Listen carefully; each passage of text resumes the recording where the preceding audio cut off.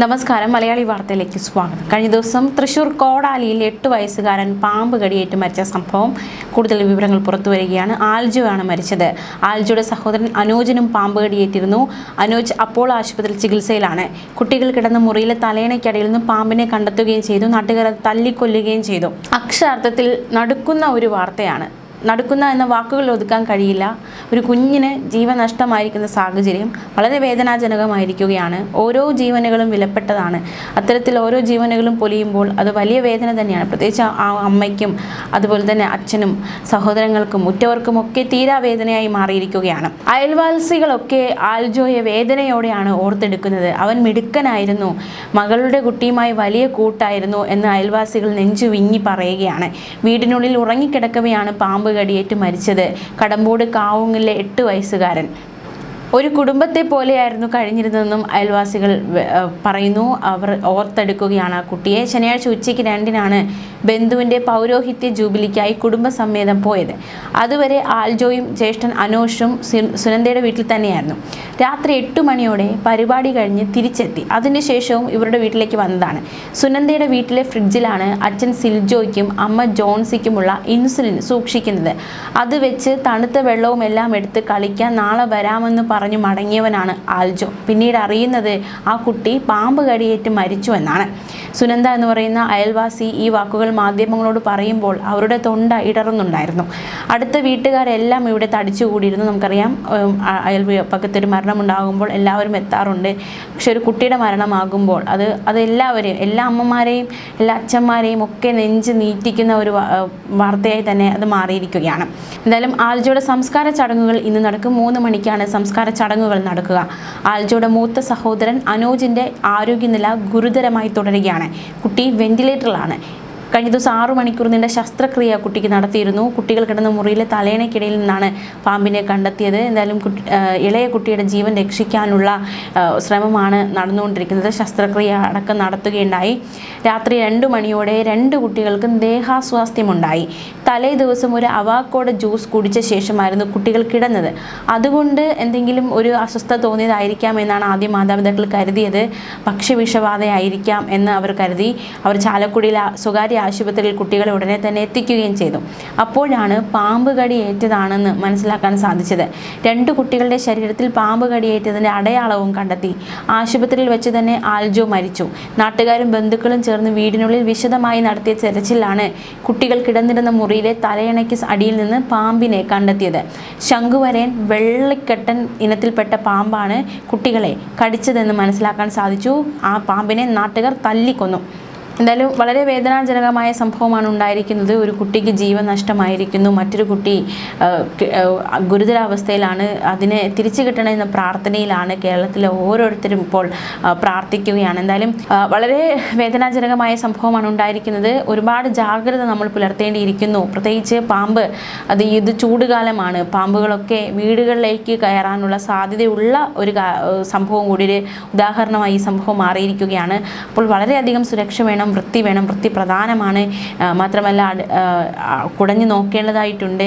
അതുമാത്രമല്ല വളരെ വേദനാജനകമായ രംഗങ്ങൾക്കാണ് ആ വീട് സാക്ഷിയാകുന്നത്. തൊട്ടപ്പുറത്തെ തറവാട്ട് വീട്ടിൽ സിൽജോയെ എങ്ങനെ ആശ്വസിപ്പിക്കണമെന്ന് അറിയാതെ കൂട്ടുകാരടക്കമുള്ളവർ വളരെയധികം കുഴങ്ങി നിൽക്കുകയാണ്. ഒരു ഭാഗത്ത് മകൻ്റെ വിയോഗത്തിലെ ദുഃഖം, മറുഭാഗത്ത് മൂത്ത മകൻ്റെ ജീവൻ തിരിച്ചു പിടിക്കാനുള്ള പ്രാർത്ഥന. അങ്ങനെ ആകെ മൊത്തം ഒരു വല്ലാത്ത അവസ്ഥയിലാണ് ആ കുടുംബമായിരിക്കുന്നത്. അമ്മ ജോൺസി സങ്കടം സഹിക്കാനാകുന്നില്ല. തളർന്നു വീണ ആശുപത്രിയിലും ആൽജോയുടെ മൂത്ത സഹോദരി 9ാം ക്ലാസ്സുകാരി ഏഞ്ചൽ സുനന്ദയുടെ വീട്ടിലുമാണ്, അതായത് അയൽവാസിയുടെ വീട്ടിലുമാണ് ആയിരിക്കുന്നത്. ഇവർ എങ്ങനെയാണ് പാമ്പ് വീട്ടിനകത്തേക്ക് എത്തിയത് എന്നതൊരു ചോദ്യം തന്നെയാണ്. ചൂട് കാലമാണ്, അതുകൊണ്ട് ജനലുവാതിലുകൾ തുറന്നിട്ടാണ് കുടുംബം കിടന്നുറങ്ങിയിരുന്നത്. വീടിന് മുന്നിലെ പർഗോള ഗ്ലാസ് ഇടാത്ത നിലയിലാണ്. വീടിനോട് ചേർന്ന് മുൻഭാഗത്ത് മുന്തിരിവള്ളികൾ നട്ടുപിടിപ്പിച്ചിട്ടുമുണ്ട്. ചുമര് വഴി സഞ്ചരിക്കാൻ കഴിവുള്ള പാമ്പിനെയാണ് വീട്ടിനുള്ളിൽ കണ്ടെത്തിയത് കണ്ടെത്തിയിരിക്കുന്നത്. അപ്പോൾ ഉറപ്പായിട്ടും അങ്ങനെയായിരിക്കാം പാമ്പ് വീട്ടിനുള്ളിലേക്ക് എത്തിയതെന്നാണ് മനസ്സിലാക്കാൻ സാധിക്കുന്നത്. ഇതിലേതെങ്കിലും വഴിയായിരിക്കാം പാമ്പ് വീടിനകത്തേക്ക് കയറിയതെന്ന നിഗമനത്തിലാണ് ആയിരിക്കുന്നത്. നിലവിൽ വീടിനോട് ചേർന്ന് 300 മീറ്ററോളം റബ്ബർ തോട്ടമുണ്ട്. അത് കഴിഞ്ഞാൽ വനമേഖലയാണ്. കോടശ്ശേരി മല എന്നാണ് അറിയപ്പെടുന്നത്. അവിടെയാണ് നാഗത്താൻ പാറ. വനപ്രദേശമായതുകൊണ്ട് തന്നെ ഇവിടെ പാമ്പുകളെ കാണുന്നത് പതിവാണ് എന്നും നാട്ടുകാർ അടക്കമുള്ളവർ പറയുന്നുണ്ട്. പരിസരത്ത് പാമ്പിൻ കുട്ടികളെ കണ്ടിട്ടുണ്ട് എന്നും നാട്ടുകാർ അടക്കമുള്ളവർ പറയുന്നുണ്ട്. എന്നാൽ ആർക്കും കടിയേറ്റതായി കേട്ടിട്ടില്ല. കിടന്നുറങ്ങിയ സമയത്തുണ്ടായ ദുരന്തം വിശ്വസിക്കാനാകാത്ത അമ്പരപ്പിലാണ് നാട്ടുകാരെല്ലാം ആയിരിക്കുന്നത്. നാടിനെ നടുക്കിയ ഒരു ദുരന്തമായി മാറിയിരിക്കുകയാണ് കൊടശ്ശേരി മലയുടെ താഴ്വാരം. ചൂടിൽ നിന്ന് ആശ്വാസം തേടി ജനൽ തുറന്നിട്ടുറങ്ങിയ ഒരു കുടുംബത്തിൻ്റെ സന്തോഷത്തിലേക്കാണ് ആ വെള്ളിക്കെട്ടം പാമ്പ് ഇഴഞ്ഞെത്തി 2 പേരെ ആക്രമിച്ചത്. അതിൽ ഒരു കുട്ടിക്ക് ജീവൻ നഷ്ടമാകുന്ന സാഹചര്യമുണ്ടായി.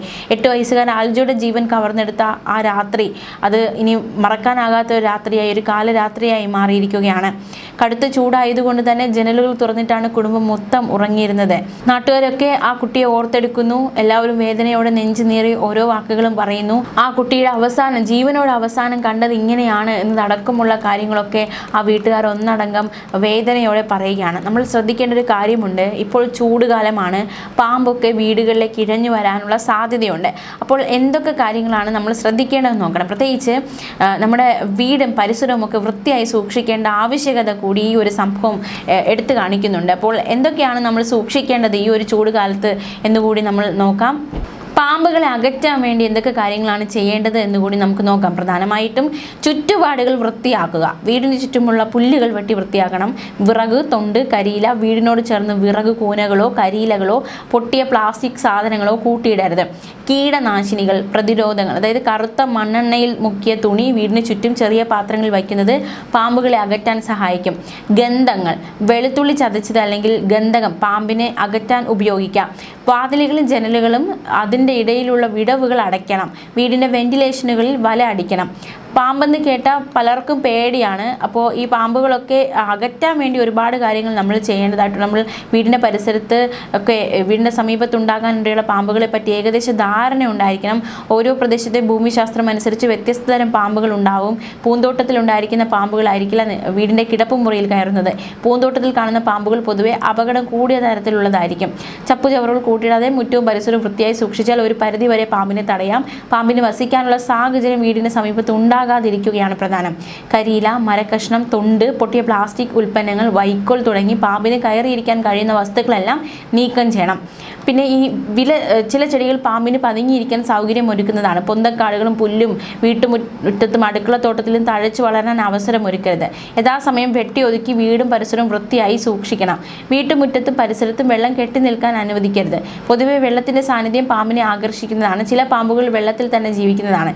വീടിൻ്റെ മുറ്റത്തോ പൂന്തോട്ടത്തിലോ അടുക്കളത്തോട്ടത്തിലോ വെള്ളം കെട്ടി നിൽക്കാൻ ഒരു കാരണവശാലും അനുവദിക്കരുത്. വളർത്തുമൃഗങ്ങൾ, പട്ടിക്കൂട്, കോഴിക്കൂട് തുടങ്ങിയവയുടെ സമീപം സാധാരണയായി പാമ്പുകൾ വരുന്നത് പതിവാണ്. പലപ്പോഴും വളർത്തുമൃഗങ്ങളുടെ അവശിഷ്ടമാണ് പാമ്പുകളെ ആകർഷിക്കുന്നത്. അവശിഷ്ടങ്ങൾ ഭക്ഷിക്കാനായി എലികളുടെ സാന്നിധ്യം ഉണ്ടാകാം. ഇതും ഒരു പരിധിവരെ എലികളെ ആകർഷിക്കുന്നു. വളർത്തുമൃഗങ്ങളുടെ കൂടും പരിസരവും പരമാവധി വൃത്തിയായി സൂക്ഷിക്കേണ്ടതായിട്ടുണ്ട്. അങ്ങനെ ഒരുപാട് കാര്യങ്ങൾ നമ്മൾ നോക്കേണ്ടതായിട്ടുണ്ട് പാമ്പുകളെ നമ്മുടെ വീടുകളിൽ അല്ലെങ്കിൽ പരിസരത്തു നിന്നും അകറ്റാനായി. ന്യൂസ് ഡെസ്ക്, മലയാളി വാർത്ത.